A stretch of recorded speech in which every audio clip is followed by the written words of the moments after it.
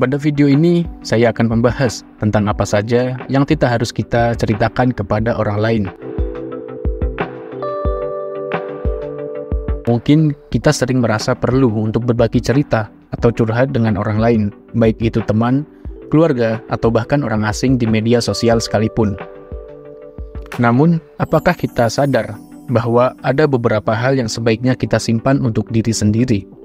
Hal-hal yang jika kita ceritakan kepada orang lain bisa berdampak negatif bagi kita sendiri. Nah, apa saja hal-hal tersebut? Simak dan dengarkan baik-baik video ini.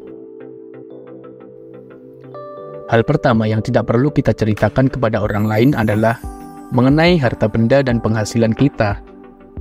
Meskipun kita merasa bangga atau bersyukur dengan apa yang kita miliki, tetapi tidak semua orang bisa menerima hal tersebut dengan baik. Ada kemungkinan bahwa orang lain akan merasa iri atau bahkan dendam kepada kita, sehingga mungkin menimbulkan masalah ataupun perselisihan. Kemudian yang kedua adalah masalah percintaan. Menceritakan kehidupan tentang percintaan juga bisa melanggar privasi pasangan kita dan mengurangi rasa hormat serta kepercayaan dengan pasangan kita. Oleh karena itu, sebaiknya kita menjaga kerahasiaan hubungan dan hanya berbagi dengan orang-orang yang benar-benar dekat dan peduli dengan kita. Kemudian hal ketiga yang tidak perlu kita ceritakan kepada orang lain adalah tentang rencana ke depan yang akan kita wujudkan. Mungkin kita memiliki mimpi atau tujuan yang ingin kita capai, dan ingin mendapatkan dukungan ataupun motivasi dari orang lain. Namun, hal ini juga bisa menjadi bumerang jika kita menceritakan rencana ke depan kepada orang lain. Hal keempat yang tidak perlu kita ceritakan adalah mengenai permasalahan keluarga. Mungkin kita mengalami konflik atau kesulitan dengan anggota keluarga tertentu dan ingin mencari solusi atau pelampiasan dari orang lain. Namun, hal ini juga bisa menimbulkan masalah baru bagi keluarga kita.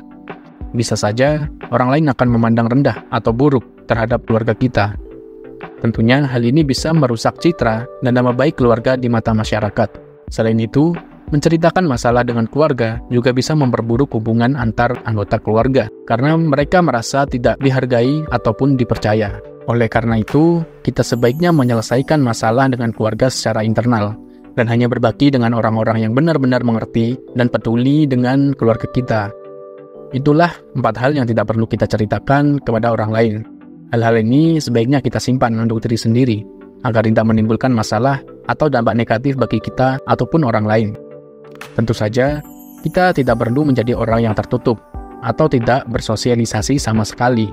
Kita tetap bisa berbagi cerita atau curhat dengan orang lain, asalkan kita tahu batas dan juga etika dalam berkomunikasi.